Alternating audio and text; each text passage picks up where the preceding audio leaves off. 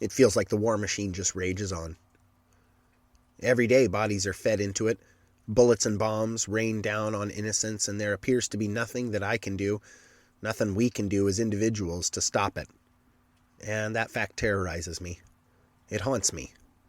I wish I could do something to fix, to repair. But it feels like all I can do is build. To try to make something new, to try to do something better for tomorrow.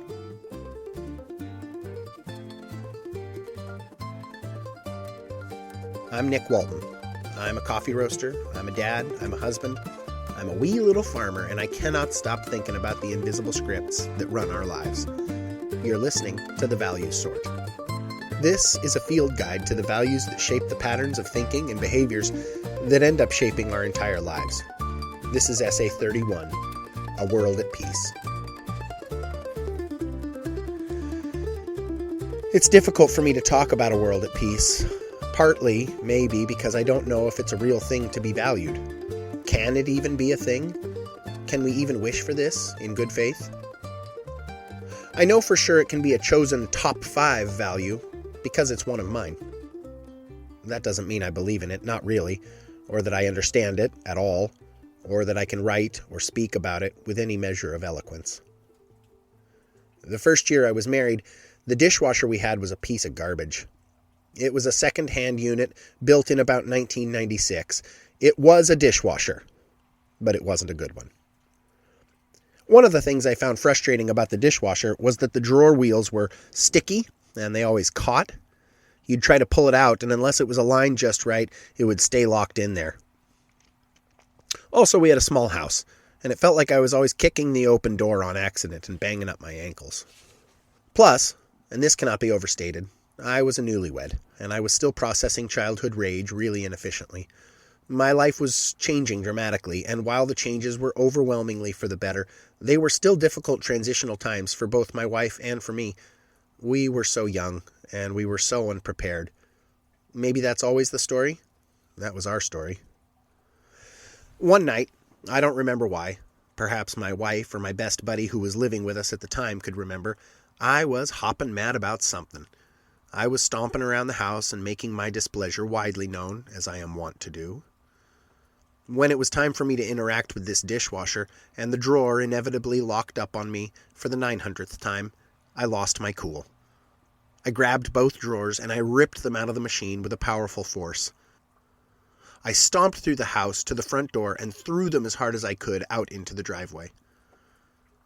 The effect this must have had on my partner, I can't even imagine.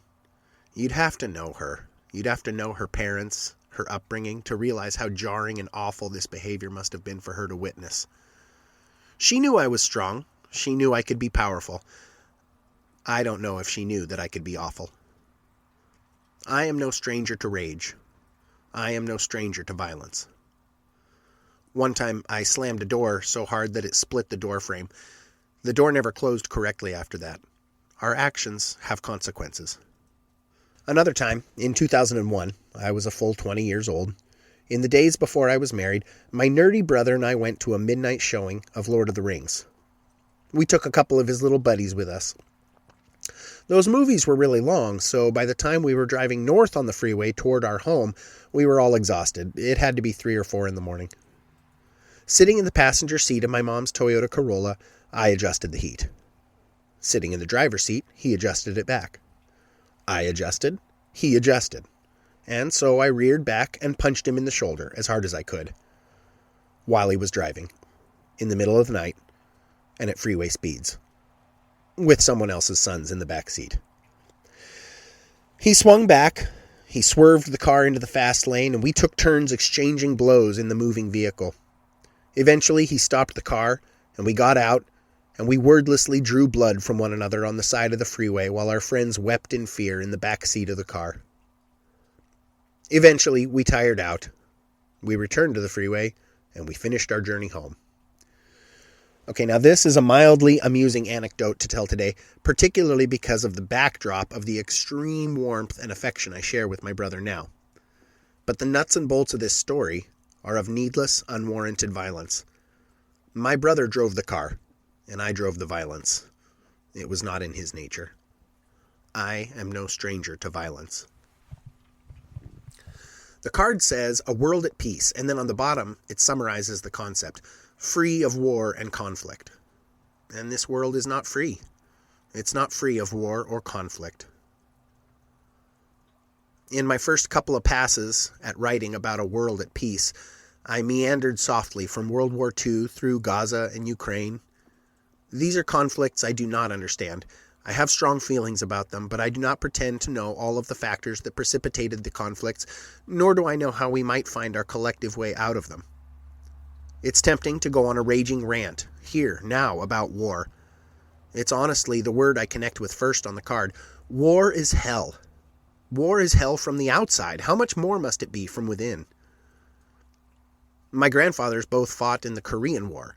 I thanked one for his service before he died. I remember how confused he sounded on the phone. I imagine now, knowing a little bit more about him, that he was deeply conflicted about his involvement at all. Instead now, I will focus on peace and conflict, because as a coffee roaster, a dad, a husband, a guy who likes his values exercise, I think I can have an effect on these things. I can work towards peace in my life.